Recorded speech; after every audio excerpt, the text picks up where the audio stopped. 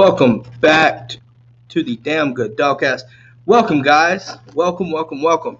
Today is June 3rd, and boy, what a day we had on June 1st. Obviously, two huge commitments, and I got my chain on. I told you it was coming. Just letting y'all know now, hey, it is a damn good time to be a dog right now, guys. Obviously, huge additions here, and questions, positions that are really questionable for Georgia coming in. Obviously, at this in the secondary and at the receiver position, and Kirby and company did not disappoint, picking up Darion Kendrick and Arik Gilbert. And what better way to bring it in, guys? Like, it's insane. It really is insane. But obviously, we can talk about that a little bit later. I'm going to bring on Jake Crain from the Jboy Show. Jake, how are you doing, man? Hold on. Can't hear you, bud. Hold on. Can't hear you. Let me see here. Let me work on some settings.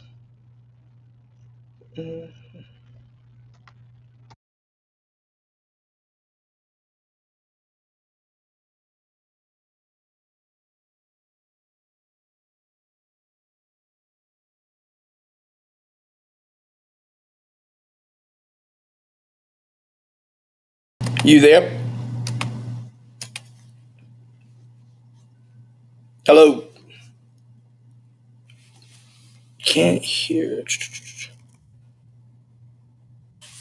All right. Let me see here. All right. While we get this technical difficulty situated, gonna talk about Arik Gilbert. Gonna talk about Darion Kendrick as well.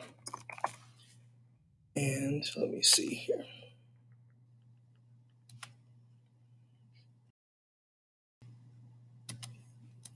Can you hear me, Jake? You there? I'm trying to figure this out here. It's very interesting.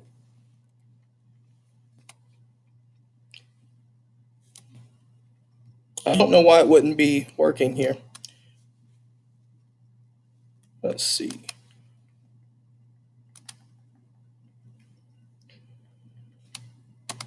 Phone. All right. There we go. Yeah, there we go. There we go. I heard that. Nah, man, I appreciate you having me on, man. Excited to talk some ball. Hey, you know what? I'm one of the best to do it, man. So it's always a pleasure. Obviously, you just hopping in, man. Started a new tradition recently, and what better way of doing it than the commitment chain with Georgia, right? I'm just telling you, man. It's interesting to see how it worked out, right? Like, and we'll talk about this. We'll start off with this. The addition for Georgia with Darion Kendrick and Arik Gilbert, right? Georgia fans are ecstatic right now, right? And honestly, I believe it's reasonable for that. Question marks at the secondary receiver positions with George Pickens. And really Kirby just literally shut the door on those question marks, in my opinion. Obviously you don't follow the Dogs as much as I would. I know you kind of follow Auburn and a lot of the SEC as well. What would you look at? Baby, whole SEC. There you go. From an outside standpoint, what does the addition of Darion Kendrick and Arik Gilbert mean to the SEC? What would your takeaways be for that? Yeah, I picked Georgia even before this to win the whole thing. I thought this was the year for them. I wasn't one of these people the last 3 or 4 years saying they're going to win it every year, or this is the year, this, that, and the other. But I look at the roster, and, going through spring, Georgia was going to have to adjust their defense based on being thin in the secondary. You look at what they were asking Adam Anderson to do and some of these other guys, and really putting a lot of emphasis on the front seven and using formations defensively and alignments defensively to take some pressure off the back end. But now adding Tyke Smith, adding Kendrick from Clemson, two very high ceiling guys, two guys that can compete at this level, two guys that won't be afraid. And Turnage as well. You've actually turned your secondary from a weakness per se into being above average, or almost being able to compete with the front seven you have. We all know how good Georgia's defensive line is. So I look at the roster. I think it does nothing but add to it.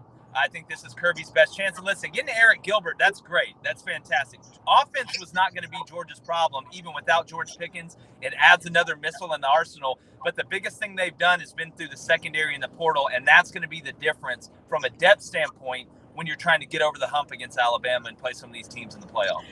Yeah, and I know obviously getting over the hump in regards to the SEC championship game and really Alabama more so than anything has been, Georgia's kryptonite right now. And really looking at it, from an outsider standpoint, obviously I look at it realistically as, well, I should start with this. A lot of people are saying it's now or never this year specifically. There's no excuses, for this year.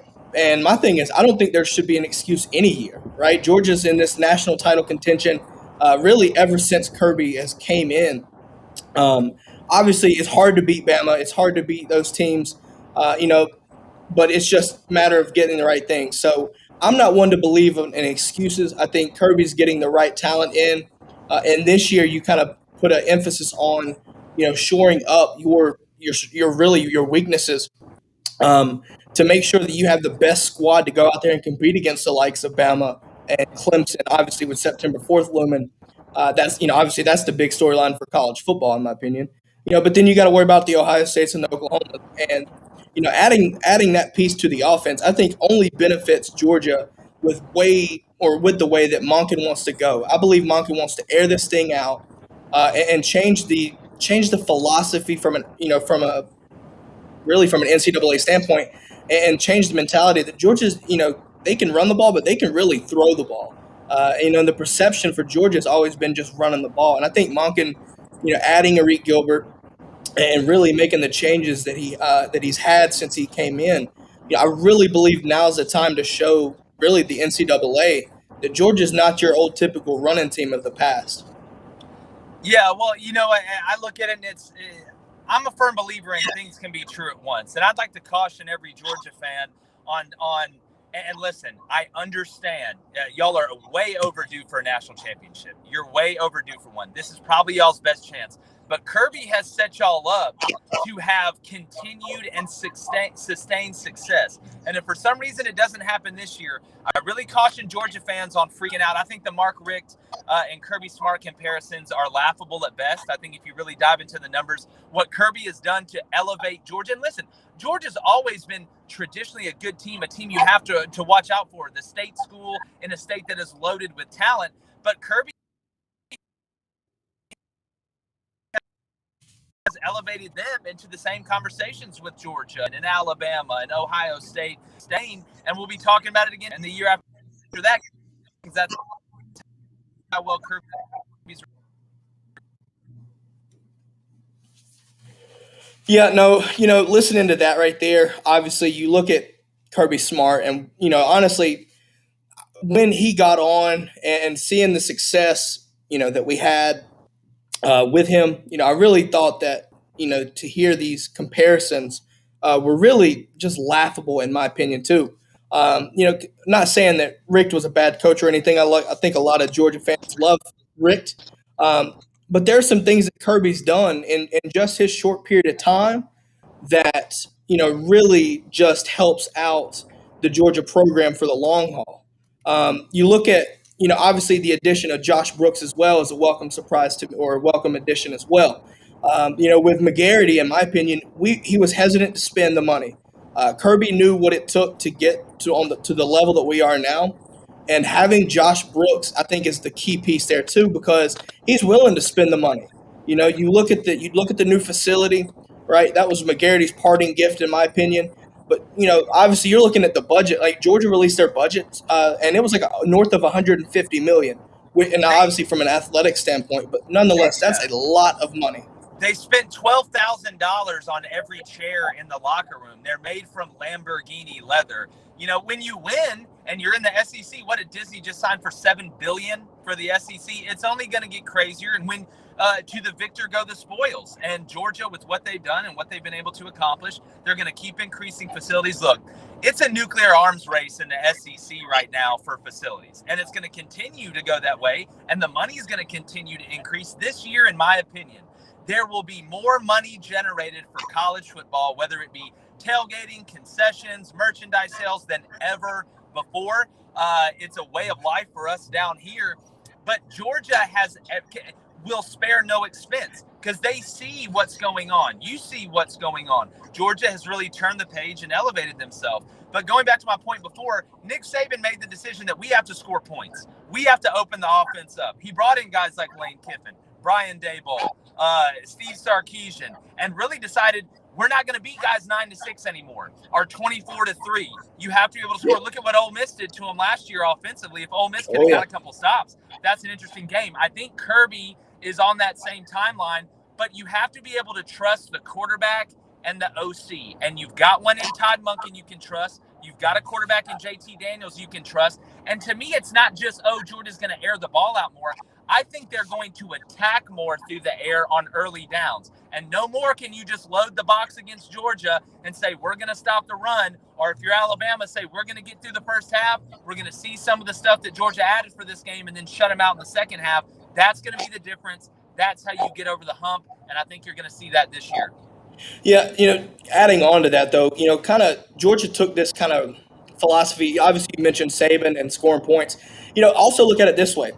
Saban really, I guess, in my opinion, have developed the philosophy of analysts, right? Really making an emphasis on hiring the best analysts and using it as like a coordinator in waiting almost. So you look at, obviously, with Georgia, you have Todd Monken at the offensive coordinator spot. But you bring in Buster Faulkner, and honestly, in my opinion, I think if Todd Monken, when he leaves, Buster Faulkner becomes the offensive coordinator. And on defense, obviously you got Dan Lanning, but then you have Muschamp, and honestly, you could look at Schumann as well. I think would be the coordinator in waiting, but obviously bring in Muschamp as an analyst. A great mind from a defensive standpoint. Head coaching obviously is questionable at best, in my opinion, but from a defensive standpoint, excellent mind. So you bring in these analysts that really have a great insight of the game. And like I said, Bama did that, and it really works well. And obviously it helps with replace the attrition these coaches have basically every year, these elite programs. Yeah, and listen, gone are the days where you're just relying on the head coach and the full-time coaches and the GAs. I mean, I'll do you one better. Look at the way recruiting departments have exploded. They're hiring graphics guys left and right. You're hiring nutritionists. You're hiring people that are responsible for getting birthday cards out to the kids' families, remembering those dates.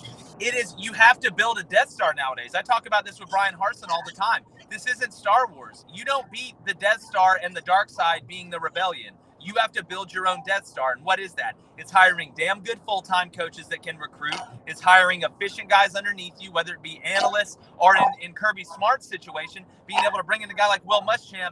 I would just call him more of a consultant because that's what he is. And you have great minds. Mark Richt can come into the building. He's living close to home now. So the more ideas you can bounce off guys that you trust, and the bigger of an army that you can trust that you put around you, you become what? More efficient. Well, what is the process that Nick Saban talks about all the time? It is about efficiency. Every second of the day getting a little bit better, knowing where guys are, knowing you can hold guys accountable, and having a structure and a schedule that sets up. I think it's perfect, and I'm really excited to kind of see as it morphs. Because, again, it gives guys more chances to get jobs. It expands the footprint of college football, and I love it. Yeah, no, I'm completely in agreement with you there. I think efficiency is the word, basically the best word you could have put there. But you talked about Hartson, right? And I want to switch to Auburn, right? Look, Georgia Auburn has this huge, ridiculously long rivalry. Obviously, it's weird to hear Hartson's name being there because you're so used to Gus. Looking at the transition there, obviously, Auburn, they lose Gus, but they get TJ Finley from LSU. The question, in my opinion, I look at Auburn and I think, I don't trust Bo Nix enough to really get you where you need to be. And the question for the TJ Finley addition, does TJ Finley, does he take over the starting role over Bo Nix, or do you think they brought in TJ Finley to just really try to get the best out of Bo Nix? And I want to say this first on Bo Nix. Just like I brought up earlier, multiple things can be true at the same time. I think college football fans kind of have a bad habit of thinking it's just one thing instead of realizing that it could be a couple problems, and some things are symptoms of those problems. For example, Bo Nix needs to get a whole hell of a lot better in the pocket. He's got to go through his progressions. He's got to stop throwing off his back foot. He's got to stop playing high school ball out there. But he hasn't had an offensive line at Auburn that's been able to protect him. And those two things go hand. Teams use the good old boy network to just replace guys. I mean, they tried to elevate Kevin Steele up to be the head coach, and that got squashed on over such backlash. But I like going outside the box. I think Brian Harsin's exactly the type of guy you need, a guy that understands structure, a guy that's going to turn Auburn back into that hard-nosed, good up front. But the two biggest problems facing him, number one is getting recruiting, especially on the offensive line. And I'm not talking about signing 5-star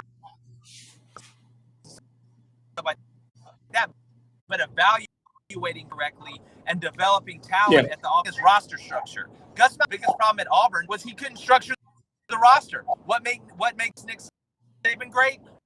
What makes Kirby Smart great? What makes Jimbo Fisher great? Kelly Dabo to the roster. They don't lose too much at important positions at once. That's how you sustain success. I think Brian Harsin understands that. Now, bringing in TJ Finley to me, balancing out the quarterback room for the coming years. I don't see him beating out Bo Nix. I don't think he was brought in to beat out Bo Nix. Now, it'll push Bo Nix, and Bo Nix is the type of competitor where that helps. But if you look at Auburn's roster, they had Bo Nix, who was a true junior. Grant Lloyd can't throw it from me to you if we were sitting next to each other in a diner. They can't count on him to throw him to a win. Demetrius Davis is a true freshman quarterback. So what Davis in there or have to put in a guy on the ball? But even better than that, what about next year? What if he has a huge year and leaves, or he has a bad year and leaves, or if he gets hurt? Now you're relying on a redshirt freshman and then a true freshman that they've got committed in Holden Gariner. Now 2022 and 2023 look a whole heck of a lot more stable at the quarterback position. And that's one of the many position groups that Brian Harsin had to shore up through the transfer portal. And I think it was a good get. I think it'll be a heck of a battle next year for if Bo Nix doesn't return for TJ Finley and Demetrius Davis. But TJ's a pretty good player, had ups and downs. But what else do you expect from a true freshman quarterback in the SEC and the SEC West? Yeah, no, I mean the West is cutthroat as it can get, and you look at T.J. Finley, obviously he didn't benefit from having these cupcake games that you would in a normal season. So I get your point. That don't look at the stats necessarily, right? Understand the circumstances of him being a true freshman. I think really you bring on anybody and it'll help. I would think that it would help Bo Nix somewhat get out of this average mindset. Like coming into Auburn, everybody was hyping him up. And then really his performance hasn't lived up to the expectations by any means. But, so you look at that right there and to kind of transition to another topic within the SEC. You mentioned TJ Finley coming from LSU. And, obviously, last night I think it was, news broke that Orgeron had fired James Craig, the offensive line coach. And obviously I don't think the details have came out yet. And I was kind of thinking about it this morning. I don't know how to feel about why he would cut him, considering they won the 2019 Joe Moore Award. I'll tell you why. Because Clemson turned him in on Tristan Lee. That's why. And the happiest person right now is probably Will Wade. Now that some pressure can get taken off him. And again, listen, I coached for 9 years, 5 at the Division I level, and I'm not the type to want to come on and bash coaches or talk about recruiting violations. You don't fire your offensive line coach right after spring. Like the timeline doesn't, unless he got a DUI or something happened off the field or there's a recruiting violation. And from what my sources who I trust are telling me, I think Clemson turned him in. I think Clemson turned in another team I'm getting some info on right now that I think Georgia fans will be pretty excited about. But nothing's going to come to fruition because the balance of power for who got turned in, I don't see anything happening. But at LSU, I think they're in trouble. One can hope it's only Florida because I hate. No, it's not them. It's a little bit higher up, a team that Georgia is really looking at trying to get over the hump against, and I'll leave it there. I know what. I'm not going to be the one to make any kind of assumptions or anything. Obviously, I just wanted it to be Florida. We know damn well it ain't Tennessee because right now it's a shithole program and a state of mind. And Heupel's got his work cut out for him. It is Tennessee, but Heupel, that situation, I don't really understand what to do with that situation there. I think I want to hear your thoughts on this, right? So everybody, I look at it as program suicide almost because there was some really shady shit that happened. Yeah. Really shady stuff going on there, and for them to come in and bring and do a self investigation, you know, to Yeah. me it shows the incompetency of the athletics director not putting in the buyout clause for Pruitt. So I think Yeah. that's the option that they had to deal with because the boosters were probably on their ass saying, "Look, get this guy out of here." But the AD's hands were tied because they didn't put that in the contract. So I think they committed suicide in that regard just to get rid of Pruitt. When let's be honest, like that, I don't think that's the smartest move by any means. Yeah. Well, yeah, and Tennessee's in trouble. I'm telling you right now. Whenever you don't tell on yourself until you feel like you're caught. You're exactly right. But again, the Tennessee administration being a dumpster fire, what's new? I don't think, the stuff that went on with Jeremy, he wasn't the best social person either. Jeremy Pruitt's not the guy you're going to get to host the ESPYs. Let's just say that much. And if you look at Tennessee and the trajectory of that program and just the struggle, I think they've lost 15 out of 16 to Alabama and like 13 out of 14 to Georgia. It's bad. And absolutely. Yeah, when they got rid of Jeremy Pruitt and you found out that the NCAA investigation was coming and they're going to get hit with something, you're not going to get a Billy Napier. You're not going to get a Jamie Chadwell. You're not going to get any of these guys that have built a lot of equity at these smaller places and go to the SEC and try and fight with one hand tied behind their back when you've got these monsters just walking around right now through the SEC. So to me, Josh Heupel, it's a stopgap hire. Because remember, Josh Heupel wasn't exactly blowing it out of the water at UCF. I think he was one bad year at UCF, one more because they've been trending down from getting fired. So to me, it's a stopgap hire. That offense, I think, is going to leave the defense out to dry. They may score some points against people. I think almost maybe a little Ole Miss-ish last year. But if you're going to go at warp speed like that and you don't have depth on defense, which they don't, you look at Henry To'oTo'o going to Alabama and the other people they've lost as well. Tennessee's in for another tough, in my opinion, at least 2, possibly 3 years, and then they can go get the person they want. Josh Heupel to me is like the person you date before you find the person you marry. Yeah, definitely. I agree with you there. It sounds like a bad rebound attempt, if you know what I mean. Yeah, and again, sometimes you're pigeonholed in it. It is what it is. Danny White had to hire the guy that he was just working with at UCF. I don't think he wanted to do that, but he's familiar with them, and they can kind of get him through the storm that's coming, and then try and start from scratch with a guy that can really do it. Yeah, and really kind of putting into perspective here all the new coaching changes, right? So obviously Harsin at Auburn, you look at Beamer in Columbia, and then you have obviously Heupel at Tennessee. I'm looking at this right here, and it just really seems top heavy right now. The SEC does. Uh, you know, I want to see parity because I think overall it would make the SEC even stronger. But let's be honest here. You look at teams like Alabama and Georgia. Honestly, I don't even think Florida's in this conversation this year. I don't either. But you look at that right there, and I think you have to look at just the top heaviness of this conference. In my opinion, is it a detriment to the conference to have so much so much imbalance from the to the what I mean, from top to bottom? Yeah, and listen, I'm all for meritocracy. Now we are living in an age of the most dominant coach in the history of college football, which is Nick Saban. And parity, parity is always great for the league, but I'll argue, kind of push back against you. I think right now we're kind of in a move as eventually the reign at Alabama will end. It will end eventually. Football's cyclical. Yep. But if you look at the coaches right now, even Clark Lee at Vanderbilt, I thought that was a coup for them to get him. He's a guy that's very respected. Now, it's Vandy. It's one of the hardest places to win in the country, but you got Lane Kiffin at Ole Miss. You got Mike Leach at Mississippi State. You got Sam Pittman at Arkansas.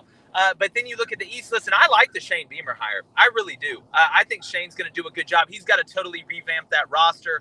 But I think he's got a much better chance of having success early than Tennessee does. But no, I'm all for parity. I agree with you on Florida. I got Kentucky finishing second in the East this year. I don't think Mark Stoops gets talked about enough, what he's done at Kentucky. And now that they're actually going to throw the forward pass, they may be able to score some more points this year. No, I'm glad you brought that up because when I have people on, we'll do season predictions and things like that. But I've thought that Kentucky would finish second as well, and you cannot discount the credit towards Stoops and his defensive work. His defense has really been, I would say, very impressive to me. You look at last year, right, in the SEC schedule alone, they led the league in interceptions. They were a very good pass defensive team. And I feel like the media overlooks that, right? People want to see the darlings of in Gainesville, right? People want Florida to be the SEC East championship, and Georgia fans feel this way for the past 3 years after, or not this past year, but the 3 years prior, obviously with Fromm. Everybody was picking Florida, and Georgia just kept winning the East, winning the East, winning the East. Obviously, down year, no excuses because we flat out got beat, right? But you look at the talent that Florida had, and I'm going to have a crack at this because, look, I'm a dog. I'm a Gator hater. You're an Auburn guy. You cover the SEC, but I think you kind of lean a little bit Auburn, and that's Oh, fine. I'm from there. Dad played there. We're all. There That's what I you always go. laugh. I mean, we're all fans of somebody, but it's the difference between if you're trying to cover the SEC being non-biased toward that team. I was the first one screaming that Gus Malzahn needed to go. Yeah, you kind of had that feel, but to me, and I see the point from people in Auburn. The thing about it was, though, he was the only coach in really, I would say, outside of Dabo Swinney, that could somewhat beat Saban more than once, Yeah. right? Well, Like, if I'm a Georgia fan, I'm the biggest Gus Malzahn fan there is. I mean, he couldn't beat Georgia. That's the reason. That's the reason he got fired. To be honest with you, was that he didn't yeah, beat I feel Georgia like because Mullins in the same situation here soon. I think you have. The weird thing is they gave him the extension. yeah, but I mean, he won the East I'm last loving year. that. He won the East last year. I mean, he But he did. But the thing about Dan Mullen to me, I think Dan Mullen. I actually did. I had Dennis Dodd on from CBS Sports, Mhm. and then I do a monologue before each episode now, and I think Dan Mullen won't be at Florida for the next. I think there's a 2-year to 3-year cap, even though they just extended them.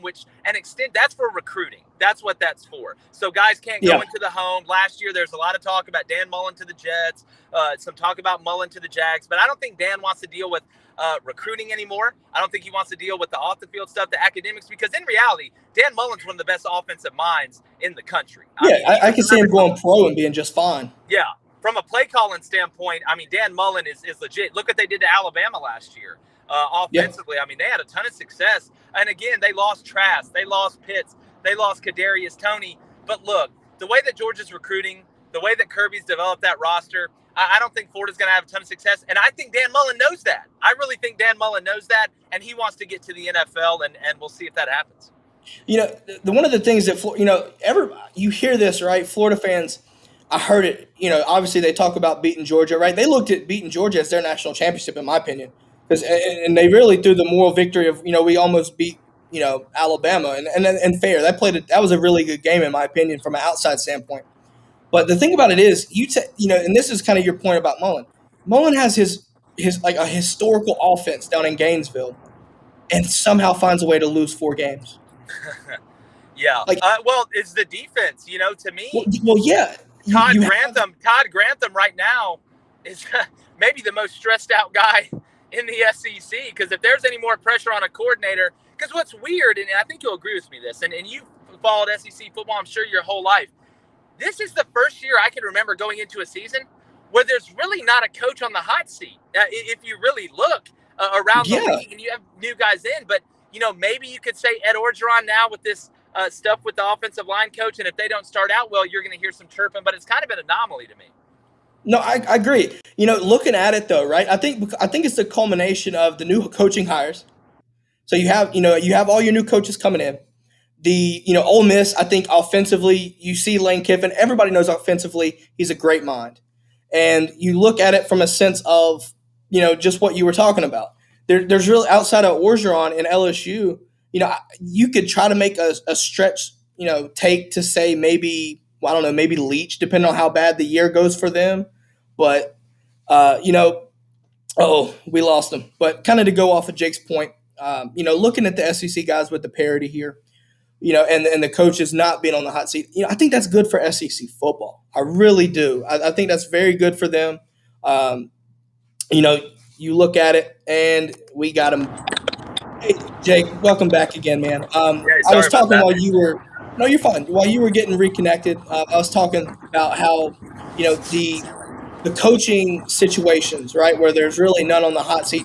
Yeah, I think you could look at a stretch of maybe right, maybe here looking at a Leach, depending on how their season goes, right? Because Mississippi State, they are some crazed fans. They have an air raid offense, but their defense is very suspect, in my opinion. And again, at least from my take on Georgia, right? They tried to sell out on the run, and they made it a game. I'm not going to say they didn't because they damn well did. But they just don't have the talent there, and it's just you look at today's society and these fan bases, they really want to win now or let it go and just rebuild or just reload on a coach. So I think like you said, I don't think there's really any questions there except for Orgeron. But if you want to stretch it, I think maybe someone like Leach could be on the hot seat at the end of the year. But I look at it as a good thing that you don't have these hot seat type of mentality. Yeah, no, and I had Mike Leach on the show a couple weeks ago, and he's always fun to talk to.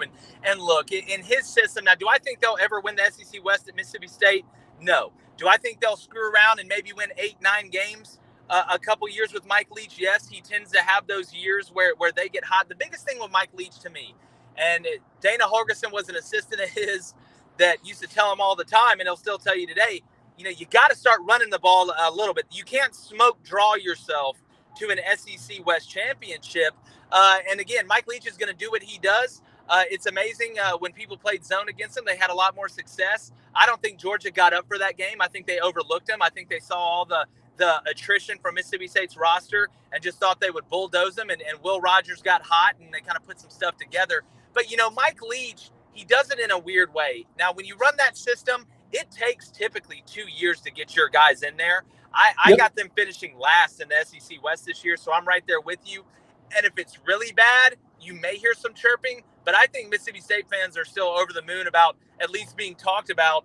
It's amazing going from Joe Moorhead to Mike Leach. That's a pretty interesting dynamic. Yeah, I know, right? That's a wild change, isn't it? Yeah. Now, kind of to your point though, right? You look at Leach, and you talking about the West, right? Leach comes in, but Sam Pittman, I'm telling you, Georgia fans love him. I brought on Dean Ratledge, right? Tate Ratledge's dad, for an episode a little while back. And one of the things, and we were talking about this, one of the things that I love about Pittman is he's very genuine. And the story basically was when Tate was about to commit, Pittman took the Arkansas job, and the character side of this story comes from him telling him, stick with Georgia. That's where you're best at. You look at Sam Pittman, right? He took his dream job, and he made Arkansas viable, at least compared to where they were the past few years. It really made them, made your eyes open up and like, okay, what's he got going on down there? Because of his offensive and defensive coordinator hires, Briles and Odom, really good change for Arkansas. Do you see them getting anywhere past the middle of the pack, though? Do you think it's just kind of top heavy in the West?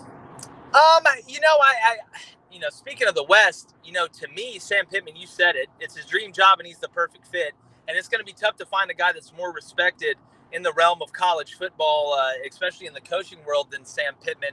But I think they're still a year away at least from, especially defensively, from that roster. I don't think Felipe Franks got enough credit for what he did last year for them offensively, making them relevant because their defense was depleted. Now, they had Bumper Pool and a few other guys, but from a depth standpoint, because it's not about your first 22, it's about your first 44. That's how you win in this league. I think Arkansas is still a year away. I think they're going to be in the middle of the pack this year. Now, I wouldn't be surprised if they beat somebody they weren't supposed to beat. But when I look at Arkansas, I look 3-4 years down the road, Sam Pittman recruiting these offensive linemen, getting Arkansas back to being a physical run team, play action, that identity, playing hard-nosed defense. I don't think Barry Odom's going to be there forever. I think he's going to coach himself into another head job, whether that be Power 5 or Group of 5. But the days of Arkansas being an absolute walkover, I think, are done. But he needs a little more time. And if you look at the SEC West, man, I mean, you had Lane Kiffin. I mean, the coaching, right? To me, Ole Miss is scary. Not as scary as A&M, but Ole Miss can be scary if they can keep adding guys on defense. And I do want to say this. I love Zach Arnett, Mississippi State's DC. I think once he gets his personnel in there, the kids love him. He's passionate, and he's a really good adjuster. And that's the difference in these teams that are able to win in the second half of games, as opposed to coming out on script and being hot and then not knowing how to adjust after that. No, I absolutely agree. You look at Matt Corral and company there with Lane Kiffin's offensive mind, and obviously there's a reason why Corral is one of the top quarterbacks this year. From a preseason standpoint, you look at the one of the things that I'm really enjoying here is the quarterback play in the SEC, right? At least from this preseason, right? You look at Corral last year had a great year. Their record shows one thing, but the play on the field was completely different. You look at JT Daniels when he finally came in. Georgia fans were salivating, waiting for him to come in. Obviously, you take the 401 yard game. Let me rephrase that against Mississippi State, and then you lead it to 4 straight wins. You look at Bryce Young taking over Mac Jones. Alabama won't miss a beat with Bryce Young in the quarterback situation. I think you look at it kind of like when they had Tua. I think you'll see that kind of offensive playing. And then obviously with Bama bringing in Jai Hall, you've got Mechie, right? They're not going to miss a beat. They may take a step back statistically, but they're not going to miss a beat. It's just Saban's way. He won't make it happen.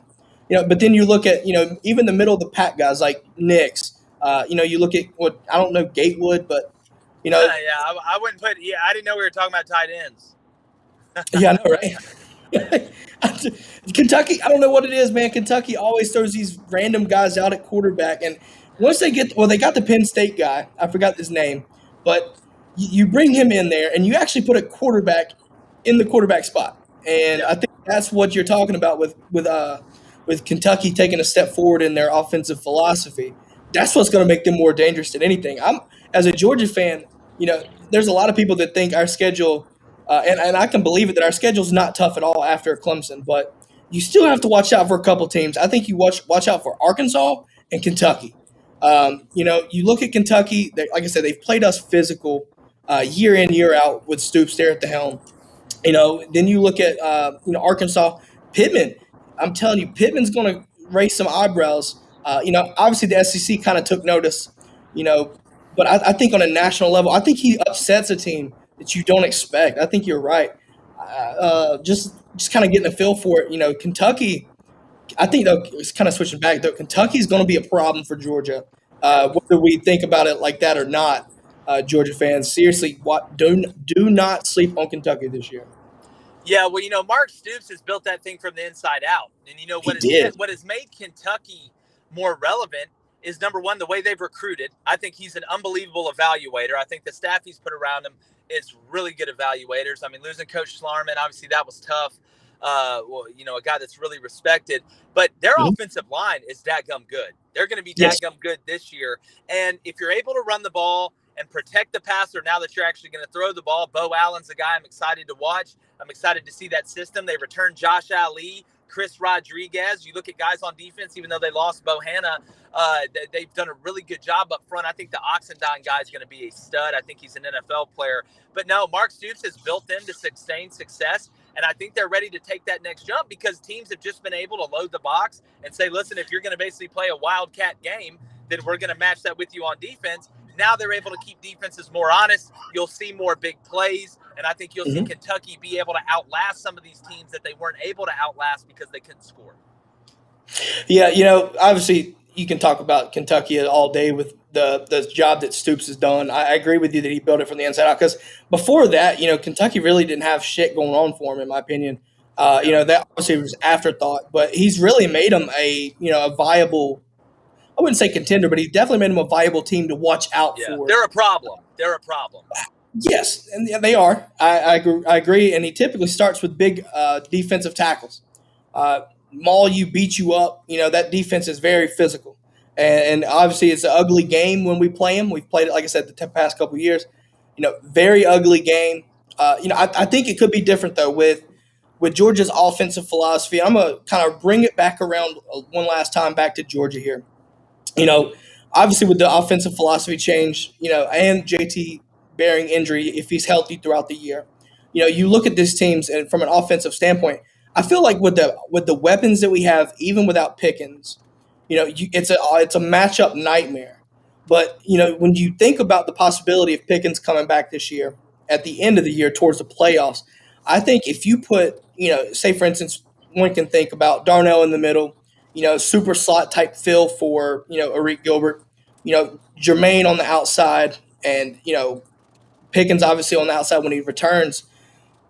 That to me though, you could go 4 or 5 wide almost every play, right? Spread out like that and really just pick what you want because in my opinion, the defenses, even SEC defenses, are going to have a fucking really hard time, trying to find, the way to cover all those guys. And really, you can't forget about Arian Smith. I don't know if you keep up with track and field, but he ran a 10-10 Yeah, I 100 saw meter, that. Yeah, which is insane. yeah.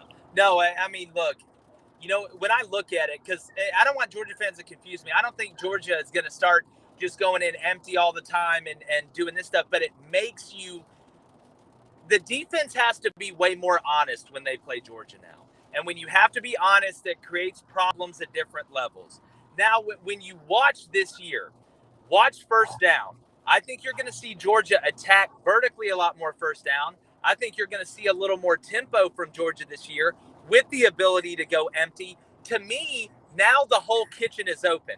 And you'd much rather, well, because if we're sitting here saying that Georgia's going to throw the ball 60 times a game, well, if we know that, then the DC from the other team knows that, and they're going to play a soft shell, and they're going to not let you get behind them.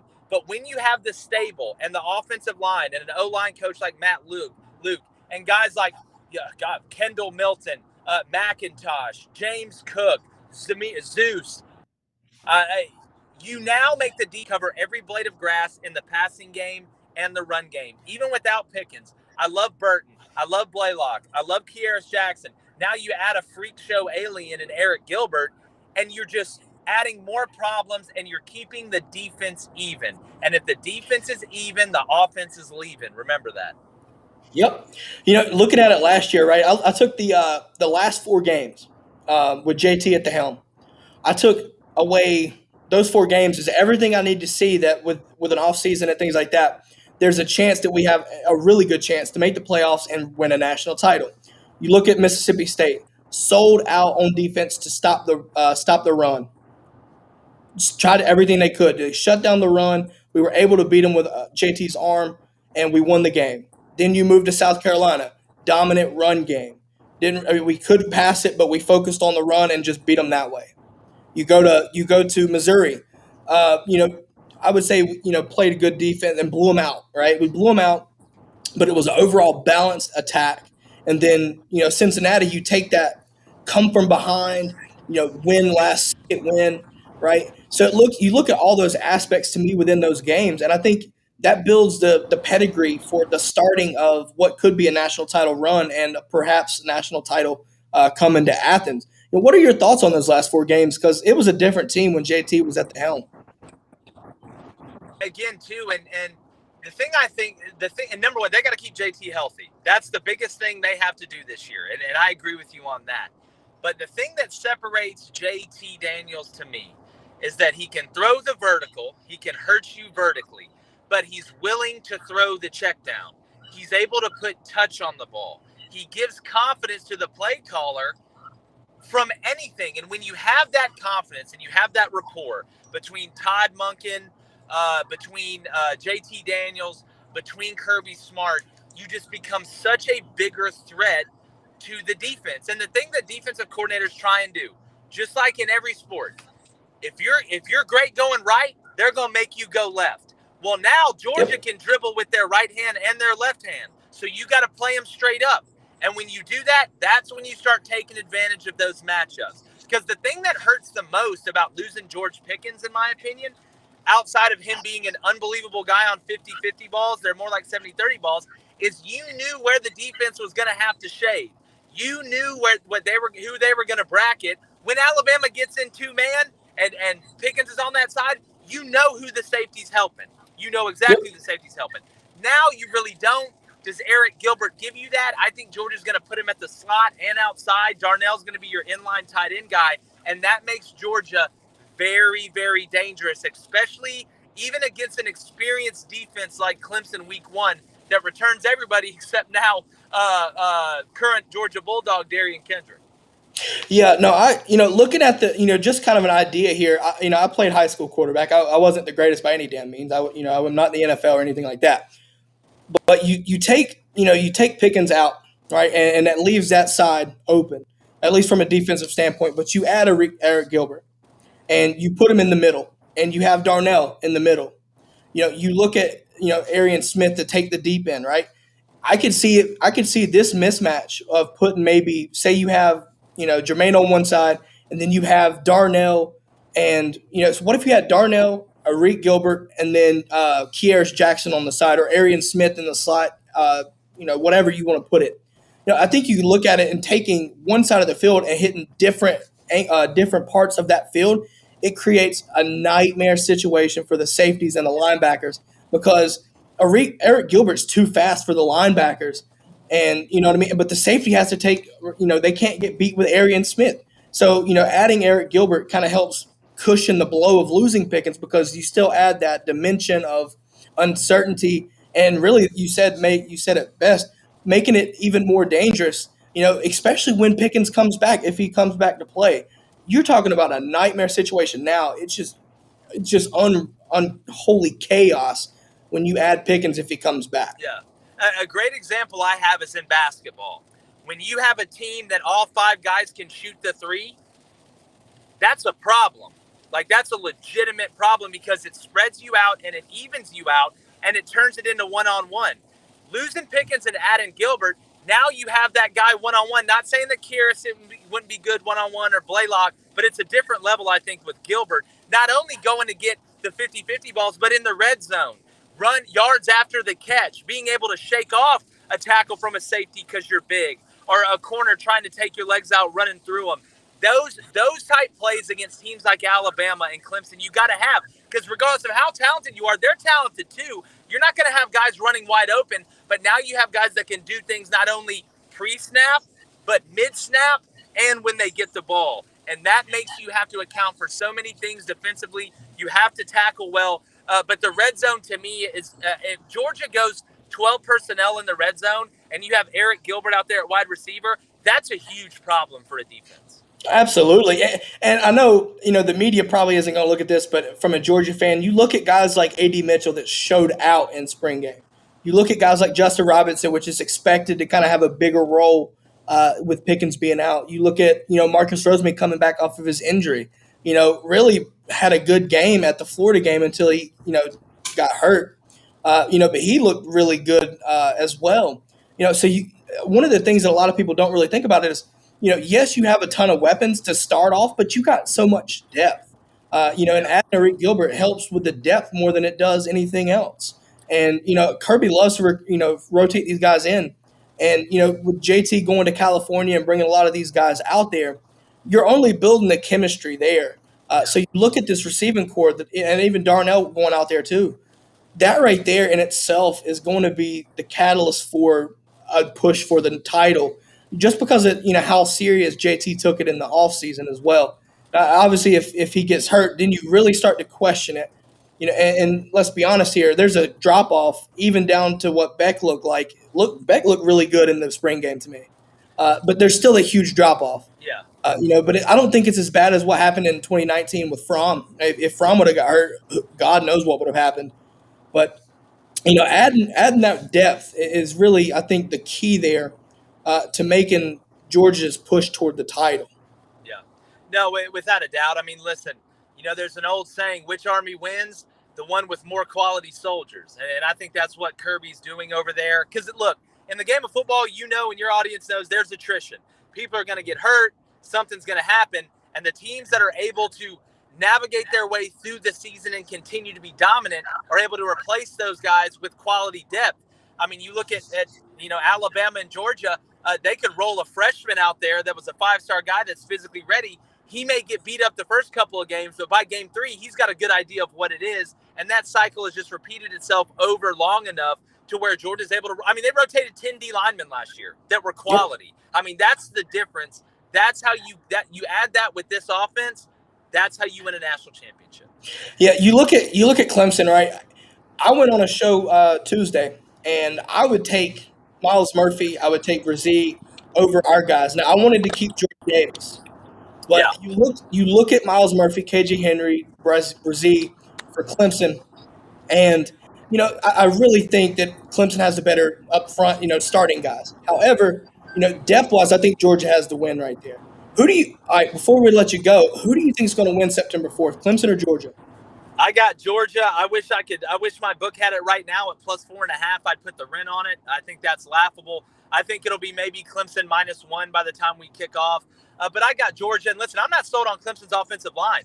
I think Jordan Davis is going to take a bite out of them, and the depth is going to get them. I like DJ Uiagalelei. I think I said that right. I probably didn't.